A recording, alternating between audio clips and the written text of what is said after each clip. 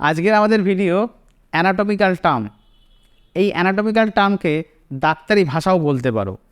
আসলে সমস্ত বই বা সমস্ত যে রিপোর্টগুলো, মেডিকেল রিপোর্টগুলো হয়, তাতে না এই অ্যানাটমিক্যাল টার্মটা ব্যবহার করা হয়। অ্যানাটমিক্যাল টার্মটা কি?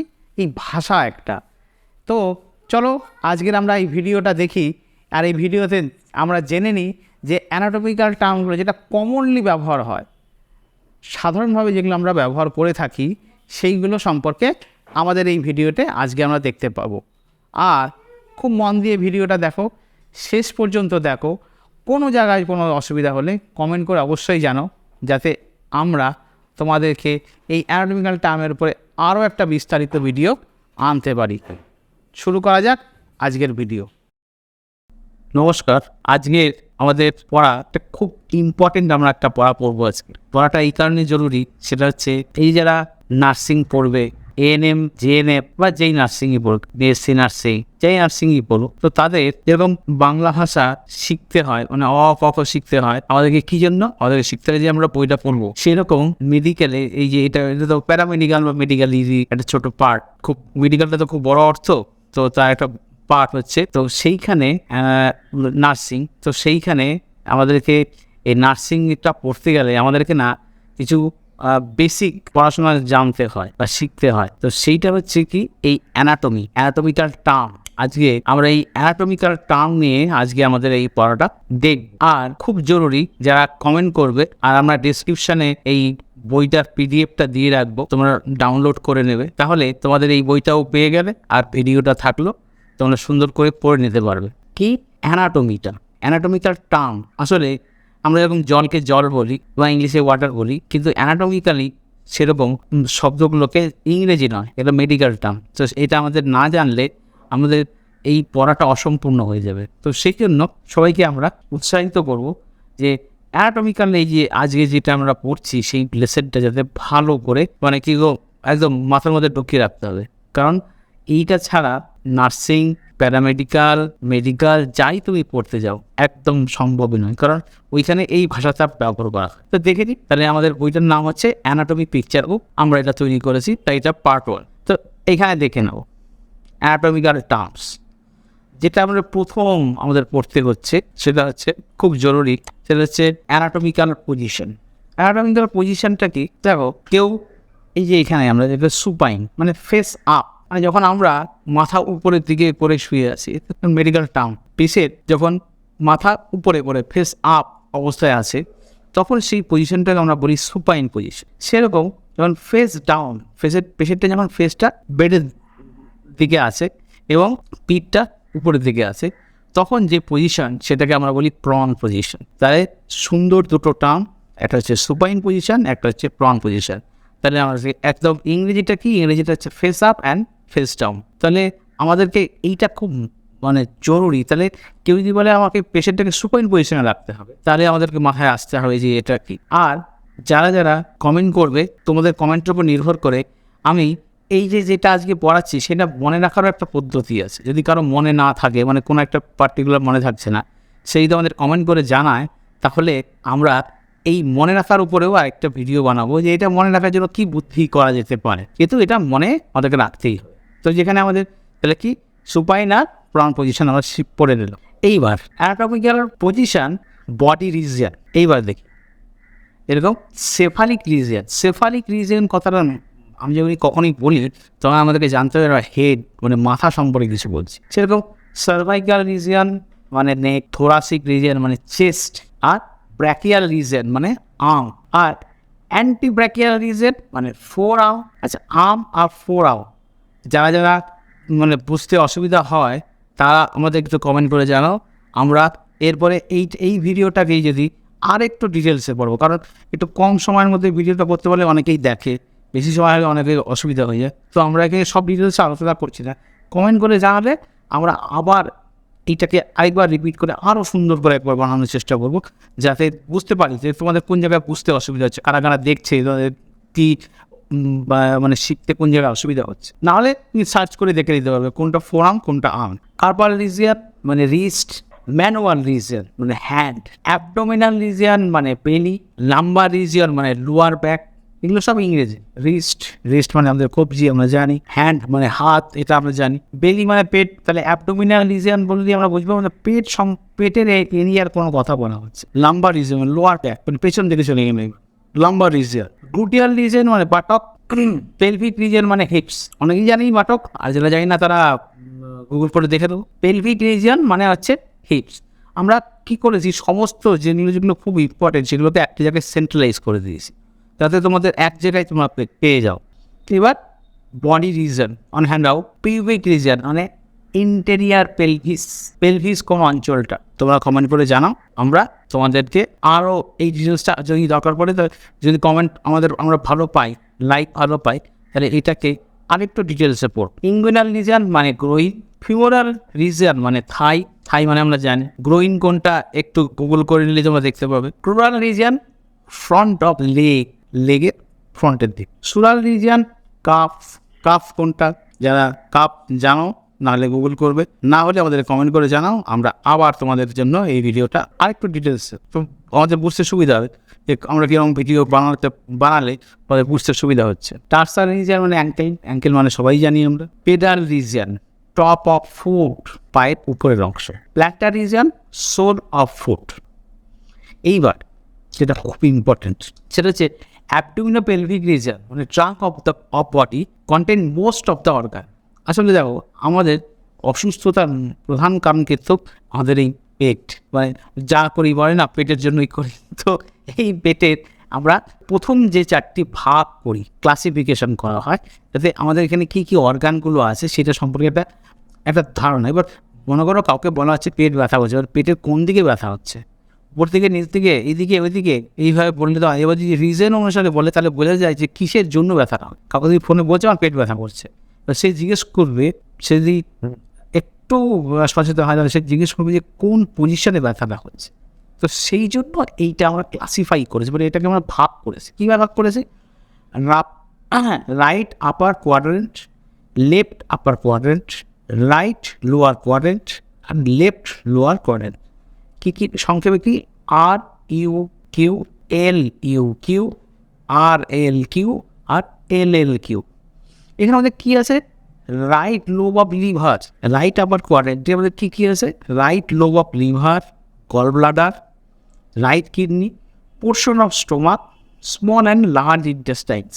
এগুলো সব আমরা যারা জানি না তারা এইগুলোকে বাংলা করে নিতে হবে। Left lobe of liver, stomach, pancreas, left kidney, স্প্লিন, portion of large intestine. এই যে যারা বাংলা মিডিয়াম থেকে ইংরেজি মানে নার্সিং মেডিকেল বায়োমেডিকেল পড়তে আসে, তাদের এই জায়গাটা না খুব অসুবিধা হয়। তো সেই জন্য আমরা একটা প্র্যাকটিস করে নেব, আগে থেকেই প্র্যাকটিস করে নেবো। তাহলে আমি যখন পড়তে শুরু করবো, পড়ছি, তাদের না এই অসুবিধাটার জন্য অনেকে না পড়তে চায় না, মানে পড়াটা প্রতি আগ্রহটা কমে যায়। কেন? এই মানেটা বুঝতে পারছি। এই মানেগুলো আগে থেকেই তোমাকে রেডি করে নিতে হবে। সেরকম রাইট লোয়ার কোয়াড্রেন্টে কী থাকে? Caecum, appendix, portion of small intestine, reproductive organs, right ovary in female and right spermatic cord in male আর রাইট ইউরেটার। সেরকম লেফট কোয়াড্রেন্টে কী থাকবে?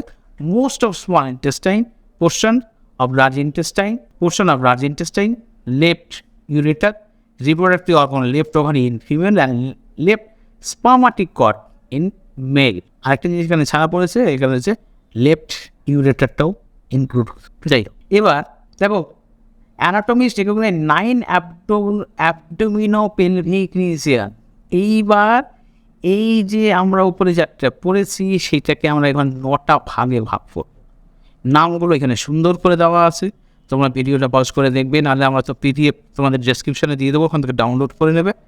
তাহলে তোমাদের কাছে বইটাও থাকলো আর ভিডিওটা থাকলো, তোমাদের করতে সুবিধা হবে। কি? Right hypochondriac region. দেখো এই 3টে যদি কেউ ঠিক করে তাই এই 3টে হয়ে যাবে, কারণ এখানে রাইটের আর left. Right hypochondriac region, left hypochondriac region. Right lumbar region, left lumbar region. Right inguinal region, left inguinal region. এবার শুধু মাঝখানে 3টে একটু, তাহলে কি? এপিগ্যাস্ট্রিক রিজিয়ন আর হাইপোগ্যাস্ট্রিক রিজিয়ন আর ইম্বেকার রিজিয়ন। একটু বুদ্ধি করে পড়াশোনার ব্যাপারে না একটু সচেতন হয়ে পড়তে হবে, শুধু নিলেই হবে না, পড়াটাও একটু টেকনিক্যালি পড়তে হবে। তাহলে তোমাদের কী সুবিধা হবে, তাহলে জানো তোমাদের সুবিধা হবে এইটা, যে পড়াটা কীভাবে পড়লে পড়াটা তাড়াতাড়ি পড়া যায়। তাহলে বেশি সময় নিয়ে পড়ার কারণ অনেক পড়া আছে, তো সেই জন্য তোমাদেরকে একটু সিনসিয়ারলি পড়তে হবে। আশা করি আমাদের এই ভিডিও তোমাদেরকে উপকার দেবে। তো এইবার আমরা দেখে নিই যে এইখানে দেখো, এই যে আমরা যে ভাগ করেছি, এবার দেখো না, liver, gall bladder, large intestine, small intestine, appendix, urinary bladder, spleen, stomach এই ভাগের মধ্যে রয়েছে। ফলে আমাদের না খুব সুবিধা হবে, যাতে আমাদের পড়তে আমাদের বুঝতে সুবিধা হবে যে আমাদের কোন অংশে কোন অর্গানটা রয়েছে। এবার আমরা একটা খুব গুরুত্বপূর্ণ, এটা হচ্ছে ডাইরেকশনাল টার্ম। দেখ, ডাইরেকশনাল টার্মটা এই কারণে ইম্পর্টেন্ট, সেটা হচ্ছে যে এইবার যদি আমাদের জানতে হয় যে ডান দিক, বাঁ দিক, উপর নিচে আমরা কীভাবে বলবো, তো সেইখানে একটা ডাইরেকশনাল টার্মস কি, অ্যান্টেরিয়র কথাটা মানে হচ্ছে ফ্রন্ট, প্রস্টেরিয়র মানে ব্যাক, বিহাইন্ড, ভেন্ট্রাল মানে বেনি, ডরসাল মানে ব্যাক মানে স্পাইনকে আমরা বলি, ক্রেনিয়াল বা সেফালিক হেড, টুডাল মানে টেল, সুপিরিয়র মানে অ্যাবভ মানে উপরের দিকে, ইনফিরিয়র মানে বিলো নিচের দিকে, হাইপো, মেডিয়াল মানে টুয়ার্ডস দ্য সেন্টার, মিডিয়ান এটা মাঝখান এর দিকে মানে সেন্টারের দিকে, যখন মেডিয়াল, প্রক্সিমাল আছে near the point of attachment, proximal মানে যে near the point of attachment, যেখানে আমাদের মনে করে এইটা এই হাড়টা এখানে লেগে আছে, তাহলে near to the point of attachment যেখানে লেগে আছে এটাকে প্রক্সিমাল এন্ড। ডিস্টাল মানে away from the point of attachment, মানে দূরে যখন চলে যাচ্ছে তখন এটাকে ডিস্টাল বলবে। সুপারফিশিয়াল অ্যাট দ্য সারফেস মানে উপরের দিকে যখন আছে, deep further from the surface নিচের দিকে যখন আছে তখন ডিপ। এইবার আমরা যখন আসলে অ্যানাটমি পড়ার উদ্দেশ্য কি, অ্যানাটমি পড়ার উদ্দেশ্য হচ্ছে, অ্যানাটমি কথাটার মানে হচ্ছে সংক্ষেপে আমরা মানে করি, অ্যানা হচ্ছে উপরে আর টমি হচ্ছে মানে কাটা। আমরা কোনো মানব দেহটা যদি আমরা না কেটে দেখতাম, তাহলে কিন্তু আমরা এতটা অ্যাডভান্স ওয়েতে মানে এতটা আজকে আমরা খুব সহজে গলব্লাডারের স্টোন বের করে দিচ্ছি, বা কোথাও কিছু অসুবিধা হয়েছে সেটা কেটে বাদ দিচ্ছি, বা ওটাকে রিপেয়ার করে দিচ্ছি, হার্টের ভাব লাগিয়ে দিচ্ছি। এটা কখন সম্ভব? যখন আমরা জানি হার্টটা কোথায় আছে।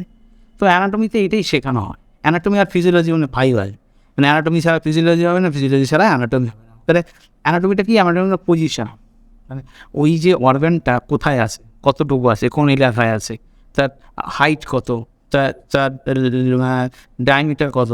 তো এইগুলো হচ্ছে আমাদেরকে অ্যানাটমি বুঝতে সাহায্য করে। আর ফিজিওলজি কী কাজ করে, সেই জন্য যখন আমরা তাহলে মানুষদেরকে আমার কেটে দেখতে হবে। তো যদি আমি কেটে না দেখি তাহলে আমি বুঝতে পারবো না তো কোন অঙ্গটা কোথায় আছে। তো মানুষদেরকে কাটার জন্য আমরা 3টে প্লেন ব্যবহার করি, 3টে এই প্লেনে আমরা মানুষদেরকে কেটে এই পরীক্ষা নিরীক্ষাগুলো করা হয়। তো সেইটাই এখানে বলা হয়েছে কি প্লেন, একটা হচ্ছে ট্রান্সভার্স প্লেন, একটা হচ্ছে ফ্রন্টাল বা করোনাল প্লেন, আর একটা হচ্ছে সাইজাইডাল প্লেন।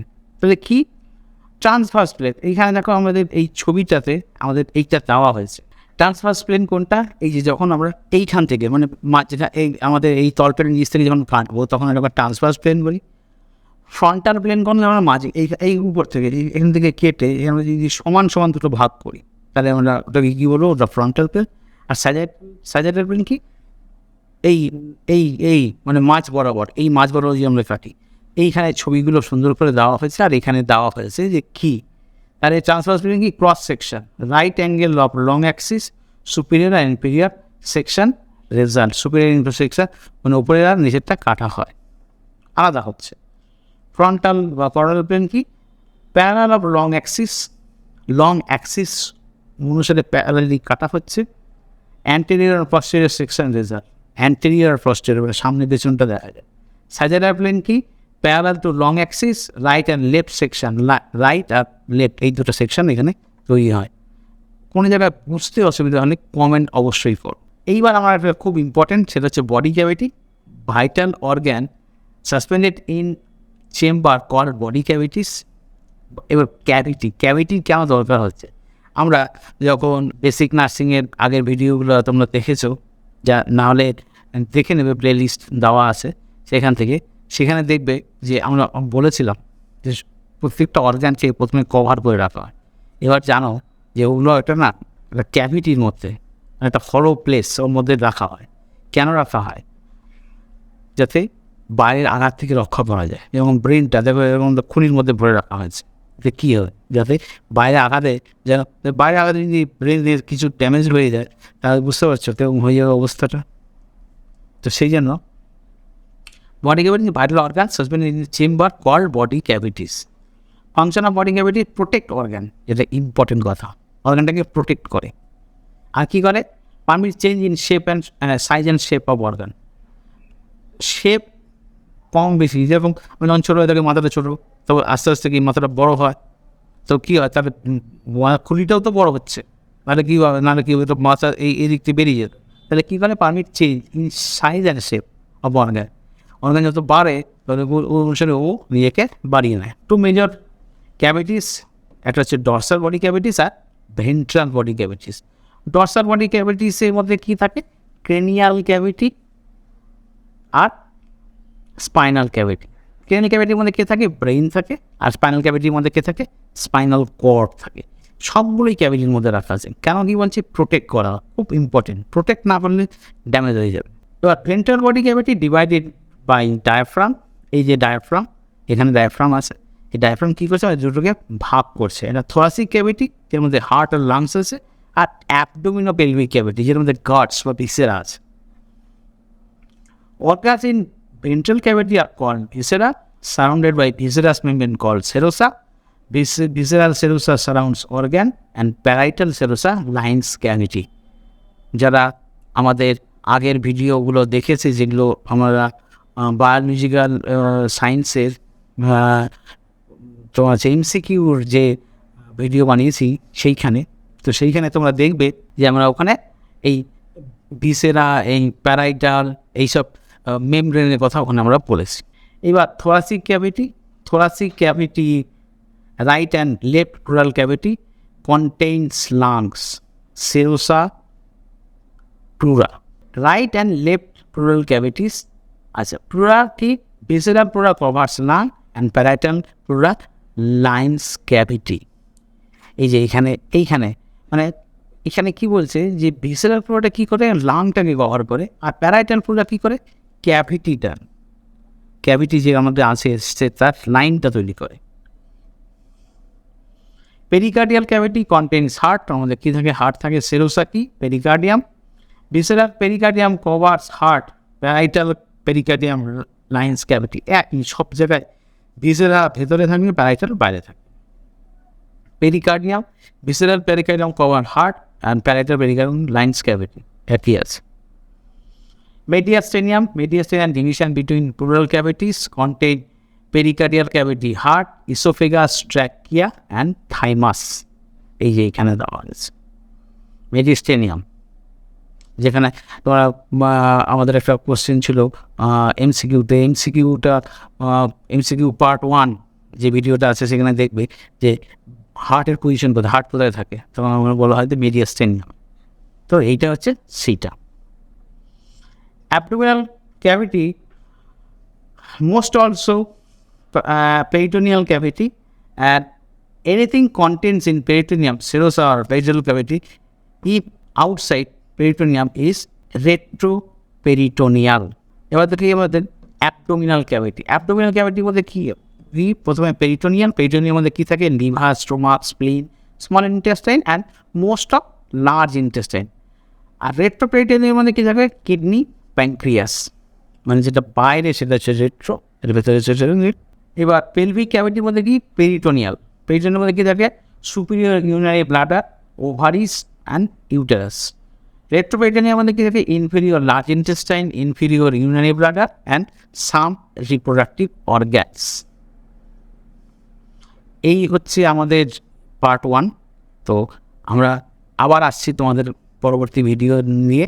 আর অবশ্যই তোমাদের মূল্যবান কমেন্ট করে জানাও কেমন লাগছে পড়াটা, আর আমরা আর কী বিষয়ে ভিডিও করতে পারি তোমরা সাজেশান দিলে আমরা সেই বিষয়ে আমরা ভিডিও করার চেষ্টা করব। তো আজকের মতো এখানেই শেষ করছি। অবশ্যই কমেন্ট করতে থাকো আর ভিডিও দেখতে থাকো আর পড়তে থাকো, পড়াটা খুব জরুরি। ধন্যবাদ।